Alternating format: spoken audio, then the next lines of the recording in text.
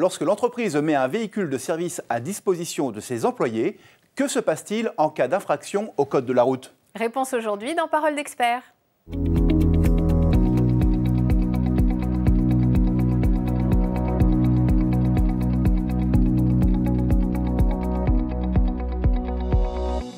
Bonjour à tous, bonjour Bénédicte. Bonjour Christophe. Alors en effet, que ce soit pour effectuer des livraisons, pour des visites chez les clients ou pour des déplacements professionnels sur des chantiers, il est fréquent que l'entreprise mette une voiture de fonction à la disposition de ses salariés. Mais il arrive aussi que ces salariés commettent des infractions routières. Alors, quelles sont les conséquences et à qui revient la responsabilité? À l'employeur ou au conducteur? On voit ça dans le détail.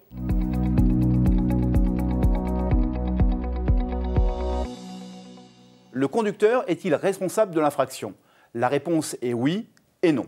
Qu'il s'agisse d'un excès de vitesse, du non-respect de la signalisation, d'un stationnement interdit, s'il ne porte pas sa ceinture ou encore s'il téléphone au volant, le conducteur doit assumer la responsabilité financière de l'infraction et éventuellement la perte des points sur son permis de conduire. Et cela que le véhicule appartienne à l'entreprise ou au conducteur. Oui Christophe, mais à une condition, que l'infraction ait été constatée lors d'un contrôle par un agent de police. À défaut, par exemple pour un excès de vitesse constaté par un radar automatique, c'est le titulaire de la carte grise ou son représentant légal qui sera sanctionné. En clair, c'est le dirigeant de la société qui reçoit la contravention. Alors l'employeur a-t-il un recours?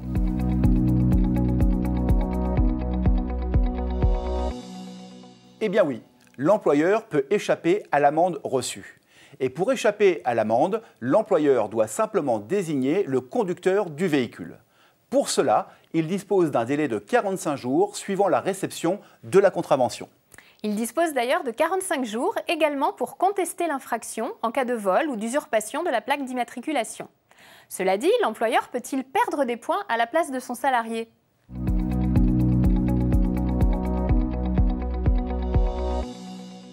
Si l'employeur ne désigne pas le conducteur, l'entreprise assumera la responsabilité de l'infraction.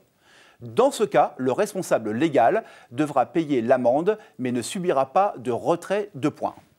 En revanche, le responsable légal sera passible d'une contravention supplémentaire pour non-désignation du conducteur et d'une amende de 4e classe qui se monte à 750 €. Attention, pour l'entreprise, cette amende peut atteindre 3 750 €. Vérifiez bien ce que dit votre convention collective à ce sujet.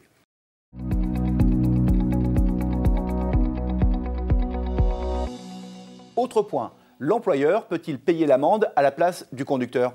Eh bien oui, Christophe. Si l'employeur a désigné le conducteur en infraction, rien ne l'empêche de prendre l'amende en charge. Dans ce cas, le montant de la contravention sera payé en complément de rémunération. Il sera donc soumis à prélèvement obligatoire au titre des avantages en nature. Et je vous le rappelle, le dirigeant ne peut pas pratiquer une retenue sur salaire.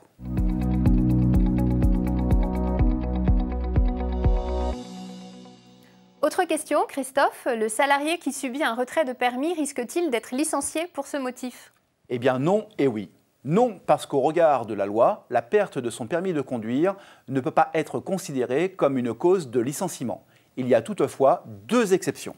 La première, le retrait de permis peut entraîner un licenciement disciplinaire si l'infraction commise relève d'une faute grave.